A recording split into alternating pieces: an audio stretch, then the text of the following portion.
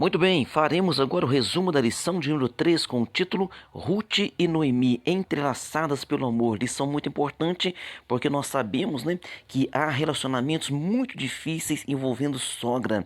Mas agora esta sogra, ela conquistou a sua nora através do quê? Através do seu bom testemunho diante de Deus, porque ela não tinha nada a oferecer, mas Ruth estava entrelaçada a ela pelo amor e disse a ela, deixou bem claro: o teu povo é meu povo e o teu Deus é o meu Deus. Texto áureo: disse, porém, Ruth: não instes para que te deixe e me afaste de ti, porque aonde quer que tu fores, irei eu, e aonde quer que pousares à noite, ali pousarei eu. O teu povo é o meu povo e o teu Deus é o meu Deus. Ruth capítulo 1, versículo 16. Verdade prática: amar uns aos outros sem nada exigir em troca evidencia que Deus está em nós e nos une em relacionamentos fortes e duradouros. Então, a presença de Deus tem que estar em todos os relacionamentos familiares e também nas nossas amizades.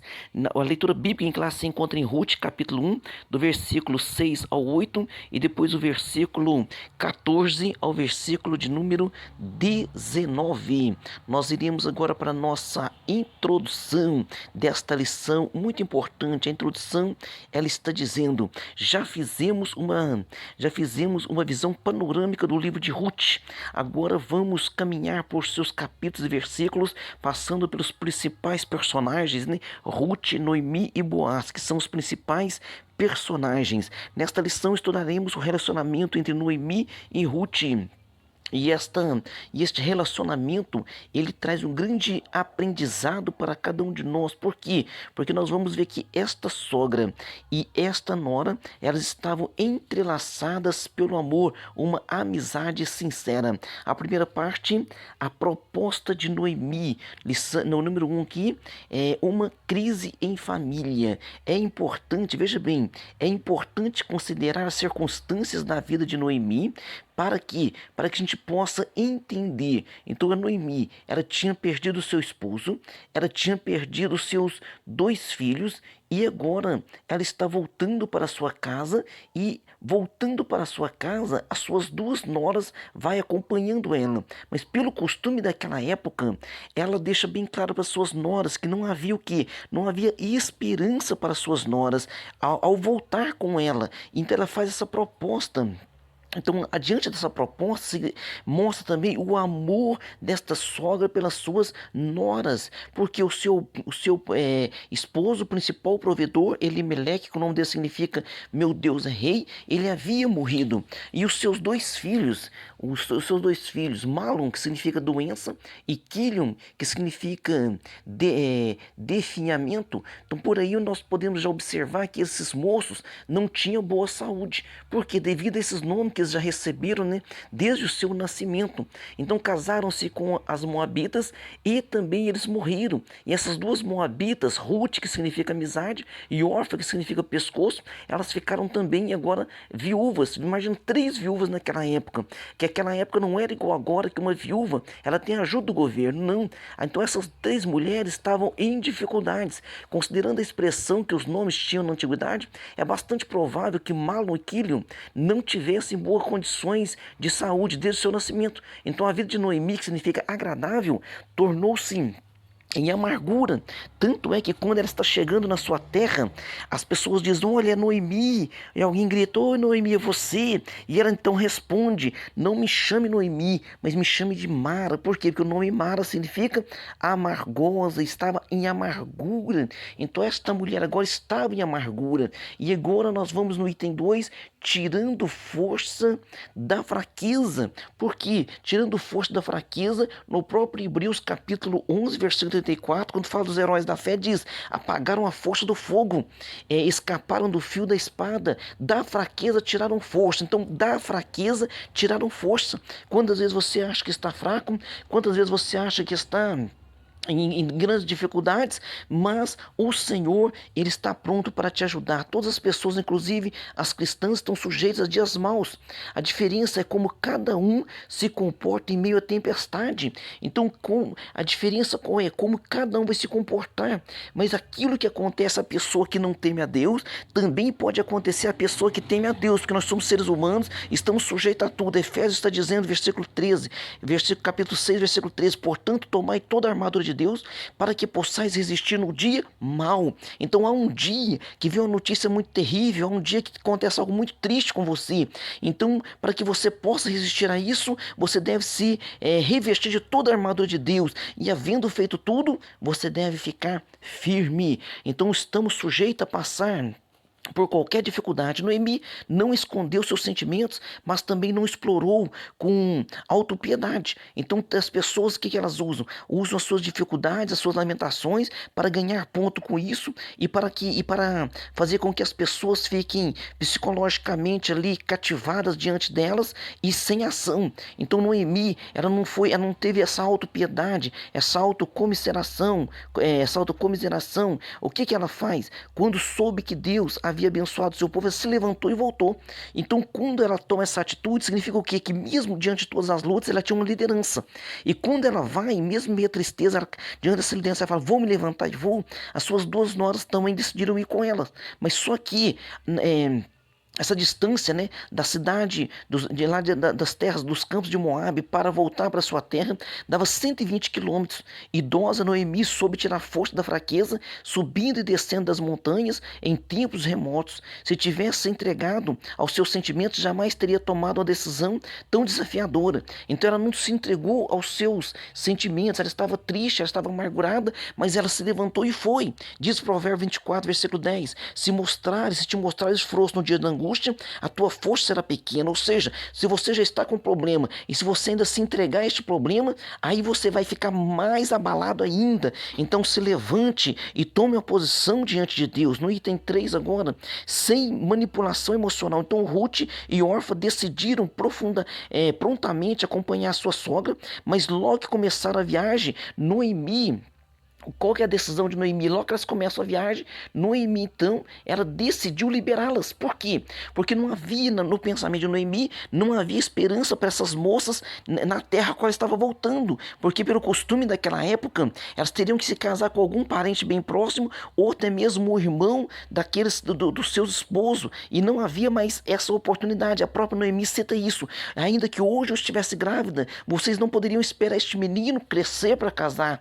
Então ela deixou isso bem claro. Então ela não usou tudo aquilo que ela estava passando para conquistar as suas noras através das suas dificuldades. Isso se chama chantagem emocional, manipulação. Nós temos que tomar muito cuidado, porque nos dias de hoje está havendo muito isso, principalmente até mesmo no meio dos crentes. Então Noemi pensou primeiro em suas noras e no futuro delas. De volta às suas origens, Ruth e Orfa poderia casar-se, né? E poderiam então viver ali a sua vida normalmente perante o seu povo. E eram ainda jovens essas moças e poderiam se casar novamente. Mas uma delas voltou para trás. Uma delas, que é a Orfa, voltou para trás. Mas a outra não quis voltar. A outra se apegou à sua sogra e não quis voltar. Então nós temos que tomar cuidado. Por quê? Porque a manipulação emocional é sutil e costuma se manifestar até mesmo durante a infância. Até mesmo crianças podem dominar pais com essa manipulação emocional. Por isso você tem que ter discernimento do Espírito Santo, pedir a Deus sempre graça para que Deus dirija os seus passos, dirija as suas decisões. Vamos para a parte 2, a convicção amorosa de Ruth. No item 1, uma amizade provada e aprovada. Orfa amava Noemi, mas seu sentimento e força moral não eram tão fortes quanto de Ruth. Quando a sogra disse a segunda vez, né, para que elas voltassem, então Orfa se convenceu de que isso era melhor para ela e voltou. Chorando, abraçou Noemi e voltou. Agora Ruth, porém, se apegou a Noemi. E quando Ruth insiste em ficar, Noemi, mais uma vez, né, olha a firmeza e altruísmo de Noemi, novamente se revelam. Ela insiste para que Ruth faça o mesmo e que volte junto com a sua cunhada. A atitude de Noemi extraiu de Ruth algo muito precioso, porque Ruth agora faz uma declaração de amor a ela e uma declaração de fé ao Deus dela. E diz assim, onde onde quer que tu fores, irei eu.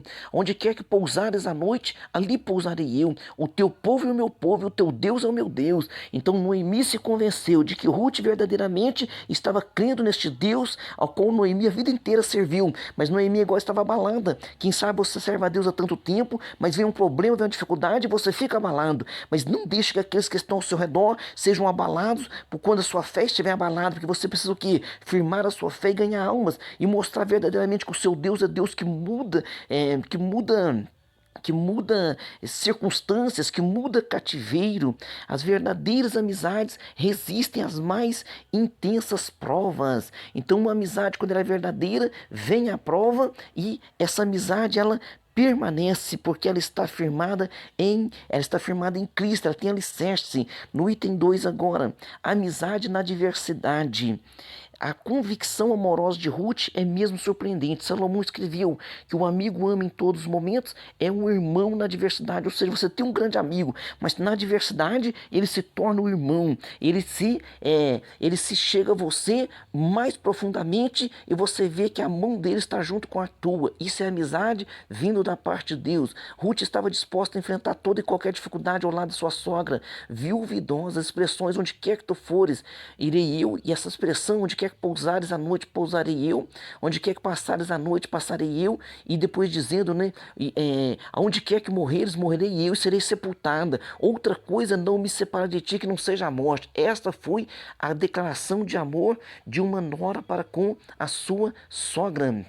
E isso só poderia vir da parte de Deus. E nós vivemos hoje um mundo de individualismo, um mundo onde as pessoas todas querem levar vantagem. Então, que Deus possa fazer sobressair essas amizades verdadeiras e o Espírito Santo possa conduzir as nossas vidas para que nós possamos ter também, né, ser este amigo para com as pessoas. No item 3, um amor prático. Chegando a Belém, Ruth não ficou parada, envolta a expectativas fantasiosas. Tem pessoas que estão de braço cruzado, esperando que algo caia do céu, né, sobre a sua cabeça e que um milagre seja feito sem que ela tome atitude nenhuma. O milagre já é você tomar atitude, o milagre já é você correr atrás, o milagre é você crer, você trabalhar. Este é o milagre.